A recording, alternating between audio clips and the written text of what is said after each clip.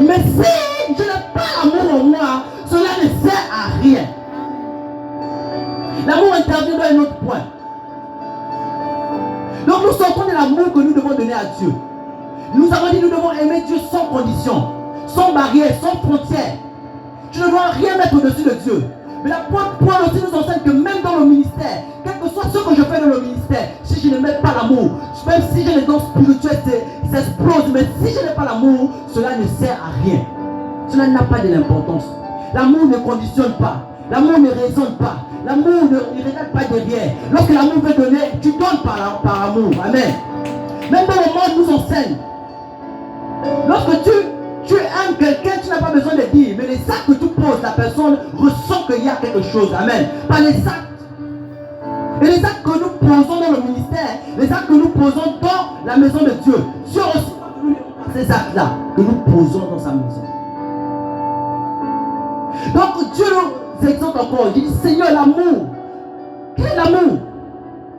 Et l'amour que tu vas avoir vers ton frère qui est à côté de toi. Je dis, si tu n'aimes pas ton frère qui est à côté de toi, comment peux-tu m'aimer? Moi que tu ne vois pas.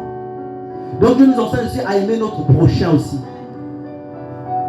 Il dit, c'est vrai, je suis ton Dieu, mais aime. Si tu veux vraiment montrer aussi que tu m'aimes, aime d'abord ton frère que tu vois.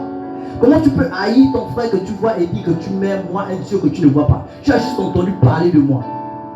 Donc aussi, on demande aussi notre amour envers Dieu en aimant les autres. Je ne sais pas si tu me suis. Amen. Amen.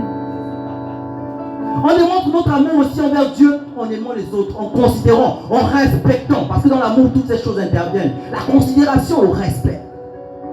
La considération, le respect. Que tu dois avoir dans le ministère, l'amour envers Dieu. Comment reconnaître si Dieu est quelque part? Parce que c'est une question que je me posais à des gens. Parce que quand quelqu'un s'élève, quelqu'un dit tu n'es pas là-bas, Dieu n'est pas là-bas. Je me suis un peu posé la question avec le Saint-Esprit. Ah Seigneur, c'est une question. On dit que Dieu est partout par son omnipotence.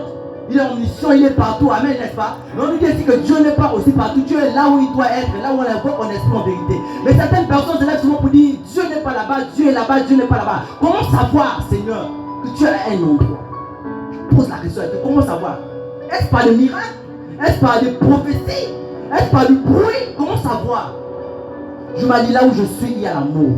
Amen. Je ne sais pas si tu me suis. Amen. Amen. Là où tu es, il y a l'amour. Là où tu es, on aime les autres. Il y a la considération. Si tu parles d'un endroit où il n'y a pas l'amour, quelles que soient les choses qui se font là-bas, Dieu n'aime pas. Parce que tu as dit, tout cela sans l'amour, cela ne sert à rien. Premier point, nous devons aimer Dieu sans limite. Je me tiens toujours qu'à le rappeler toujours. Ton Dieu, tu dois l'aimer sans limite, sans barrière et sans frontière. Amen. Quelqu'un ne doit pas te pousser. Quelqu'un ne doit pas te dire non, en ce moment tu ne dois pas aimer, tu ne dois pas prier. Non! Sans condition, sans barrière.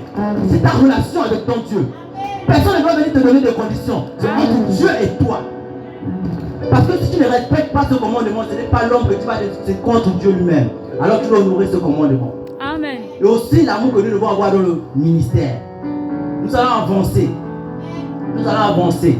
Si tu es avec moi, dis avance. Nous allons prendre le Bible dans le livre d'Apocalypse. Apocalypse. Dieu va nous expliquer aussi. Toujours, nous sommes toujours dans l'amour, dans la charité.